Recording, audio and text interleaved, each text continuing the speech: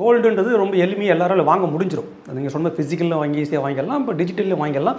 அது மாதிரி சில்வர் இப்போ கொண்டு வந்துட்டாங்க, ஃபிசிக்கல் வந்து டிஜிட்டல். ஆனால் இப்போ நீங்கள் அடுத்து ஒரு 2-3 சொன்னீங்க, ஜிங்க்கு, காப்பர்லாம். இப்போ இதில் இன்வெஸ்ட் பண்ணால் அந்த மல்டி அசட்டாக மட்டும்தான், அதாவது கலந்து வரப்பட்ட ஒரு ஃபண்டு தான் வாங்கணுமா, இல்லை இண்டிவிஜுவலாக கூட கோல்டு மாதிரி வாங்க முடியுமா? அது இண்டிவிஜுவலாக வாங்க முடியாது. இண்டிவிஜுவலாக ஏன் வாங்க முடியாது அப்படின்னு சொன்னால், எந்த ஒரு ETF நீங்கள் வாங்கினாலும் அதுக்கு ஒரு கஸ்டோடியன் இருப்பாங்க. இப்போ நீங்கள் தங்கமே நீங்கள் ETF வாங்கும்போது, இப்போ நீங்கள் ETF ஒரு நீங்கள் டிமேட்டில் கோல்டு வாங்கிடுறீங்க, அதுக்கு ஈக்குவலாக ஒரு ஃபிசிக்கல் கோல்டு ஒரு கஸ்டோடியன் வாங்கி அதை ஸ்டோர் பண்ணி வைக்கிறாங்க. அதே மாதிரி நீங்கள் ஜிங்கையோ குரூடையோ நீங்கள் வந்து என்ன பண்ணால் ஸ்டோர் பண்ணி வைக்க முடியாது, சில்வரையோ. ஸோ அதனால தான் எல்லா ETFும் கிடையாது உங்களுக்கு. இன்றைக்கி கோல்டு அண்ட் சில்வர் ETF மட்டும்தான் இருக்குது.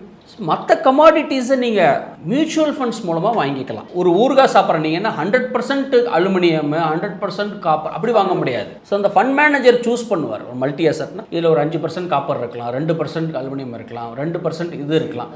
அந்த மாதிரி என்ன பண்ணிக்கலாம், மல்டி அசட் மூலமாக. அதுவும் 100% இருக்காது. கமாடிட்டினுங்கிற இதில் ஒரு 20% இதெல்லாம் கலந்து இருக்கும். கொஞ்சம் டெட் இருக்கும், ஈக்விட்டி இருக்கும், கோல்டு இருக்கும், எல்லாமே இருக்கும். மியூச்சுவல் ஃபண்ட்ஸ் மூலமாக நீங்கள் 250 ரூபாய் கூட நீங்கள் வாங்க முடியும், 500 ரூபாய் கூட நீங்கள் வாங்க முடியும். நீங்கள் 1 கிராம் கோல்டு வாங்குறதா இருந்தாலே நீங்கள் எவ்வளோ கொடுக்கணுங்கிறது உங்களுக்கு தெரியும்.